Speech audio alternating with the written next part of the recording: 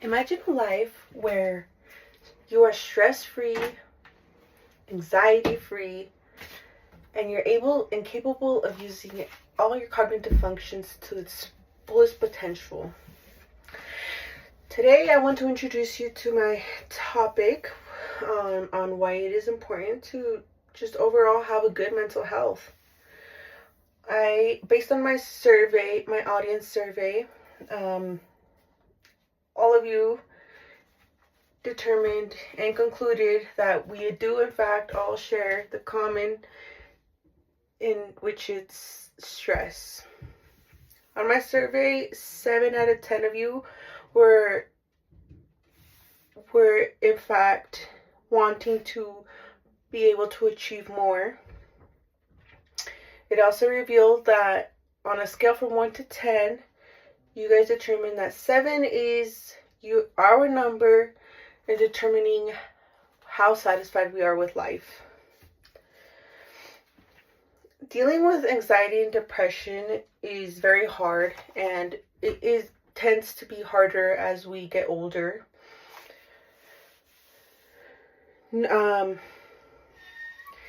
Most of you guys did determine that you don't use any kind of method at the moment to be able to reduce your stress. I want to present a way today on how to reduce your anxiety and depression.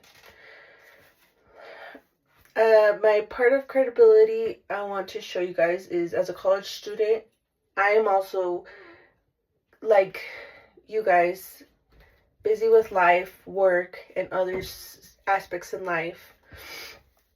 According to research, reducing anxiety and depression can be very beneficial, not only for us college students, but for us adults who are wanting to see what is next in life. I've also done extensive research for this persuasive speech, which I looked into it, a lot of studies, and have determined that there is a possible way to reduce stress and anxiety. Today I want to persuade you to decrease your stress and anxiety. First, I will speak about the benefits in reducing stress and anxiety. Second, I will discuss how it boosts our self-esteem. And third, I will provide you with a solution how it overall extends our cognitive functions. Now that I've discussed my topics, let's get into benefits of reducing stress and anxiety. The problem here is, how do we reduce our stress and anxiety? On a research done by Tello 2024, it was determined that teens between the age of 10 and 18 suffer of mental health issues. Based on the study, it showed that we share in common the loss of interest, self-esteem, and loneliness. Life is always hard in any given point, and it only comes to show that it gets harder as we get older. The correlation of depression and anxiety is common with teens. Medication is not the best option, as usually when we discuss with doctors about having these symptoms, medication is something that is first served, and it has been proven that medication does not work by itself, but medication and therapy and counseling and all that stuff is main factors of being able to even see the potential of medication to work. We all share common factors of stress. That is with schooling, that is with changes in our lives, that is with things happening as we are going on to new stages in life. Just like teens, adults are going through this. We're going through difficult changes in life. The more stress we endure in life, the harder it becomes in life. If we aren't taught at an early age, or at an, the perfect age, which is our teen years, to deal with the stress, we are never going to learn. And as we get older, stress is only getting higher. Problems are only getting, in reality, problems are only getting stronger and more serious, according to TNWA of 2023. At this point, as adults, we cannot just dismiss stress and anxiety. It's not something that if we ignore it long enough, it will be gone. Medications, kind of like I discussed, for teens, same as adults, although there are more negative factors, such as when I've gone to the doctors, they have discussed that getting off antidepressants can lead to suicide thoughts if you stop taking it suddenly without consulting with a doctor. And also, just as we are adulting, we realize that if we continue to let this stress just hang on our shoulders, we are eventually not going to succeed in what we want to do with our lives. Self-esteem is also something that is put in danger, as you know, with all this stress, with all this anxiety, you're put into a place of wanting to stay away from other people. You become very lonely in this type of mindset, according to T1 of 2024. Stress and anxiety and poor cognitive function are things that aren't taught. 70% of you consider that exercise can reduce stress.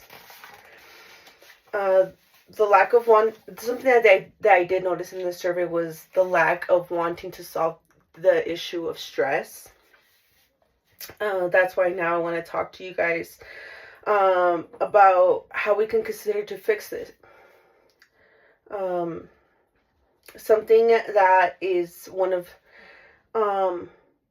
the ways is through meditation. Meditation can reduce stress and anxiety. It shows that it can fulfill the soul and the mind. The lack of meditation, though, is that it isn't, in fact, not for everyone. Mental health can decrease as well. As you're meditating, it has proven in some individuals that they start to really think about life and their life situations, and it starts to stress them out more or make them more anxious about, what am I doing with my future? What am I doing with my life right now? And it just can be a very negative impact if you don't know how to handle those situations correctly. I'm going to provide you with my solution that I've come up with, and it is to exercise. Exercise is flexible, and you honestly can mold it to your lifestyle. According to Troy of 2019, exercise can be done as little as 15 minutes a day. That's all it takes. That's all it takes to start your journey to a better mental health. As we know, exercise can be anything. It doesn't have to consist on a membership at the gym. I know that many of us, likewise as college students, we can't afford a membership to the gym to be able to exercise. So that's why I want to provide you guys with just how much more potential there is out there. There's, going for a walk around where you live, your neighborhood. There's, jogging. There's walking around the store while you're running your errands. There's just so much potential that exercise can be anything, as long as you make time for it and you are mentally considering it, your exercise. According to Troy of 2019, it is, I believe that exercise is in us young adults. I believe that even though we are exhausted from our daily lives, school, work, family problems, all of this stuff, it is in us that at the end of the day, we are going to want to push ourselves and really just go for that extra mile. Currently, as I am pregnant, I I did, in fact, pull up studies that during maternity, women tend to, get depressed because they aren't moving as much as they used to and stuff like that. And I have found it profitable for myself to get out there and move every day. If it's not walking my dogs, it's walking around stores, it's walking around for baby stuff. So truly, you can just mold exercise into your life as best as you can.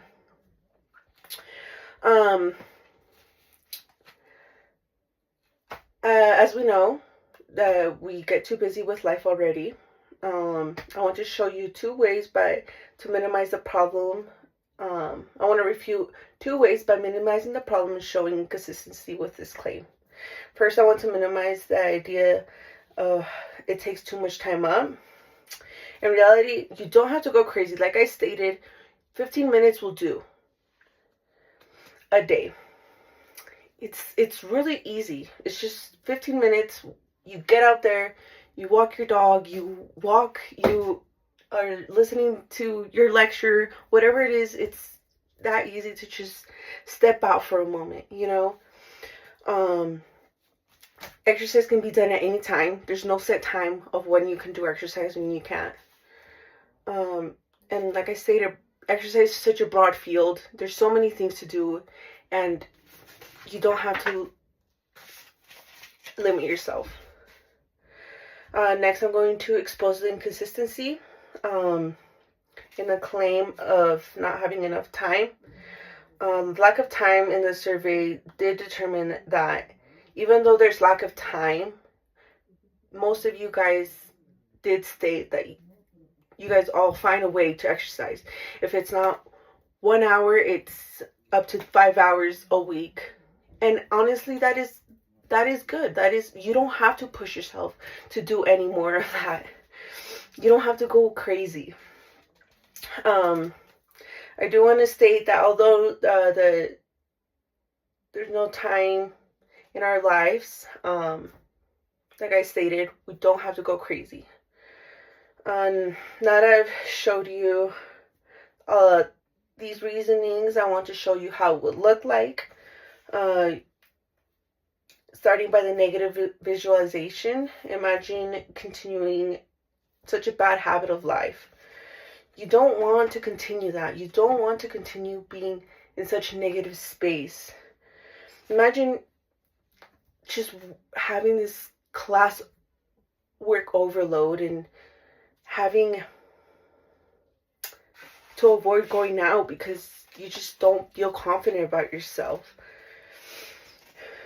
Now imagine a positive life when you fit those 15 minutes of exercise a day. You'll be able to pass your classes with the more functioning of the dopamine and the flow of everything in your brain. You're able to master that. You're able to master your classes. You're able to live a fruitful life with your friends and family. And just better overall health for not only your physical, but your mental. Now, I'm going to go over some good, healthy exercise routine. Today, I persuaded you to start your journey in exercising. First, by explaining the benefits of reducing stress and anxiety in life. Second, I expressed how exercise boosts your self-esteem. And lastly, how it overall improves your cognitive function. I want to challenge you guys today to just start those 15 minutes now. Start those 15 minutes of exercise and just see a day, those 15 minutes, what those 15 minutes will do to your life. Overall, enhancing your mental health and your physical health. Just try and go out for a walk, a jog, whatever it is. Like I said, I personally enjoy shopping, and I'll go around the store a few times. Your mental health matters. Make exercise part of a of your self-care plan. Because not only will it make you feel better about yourself, but it will make you feel powerful. Thank you. These are my notes.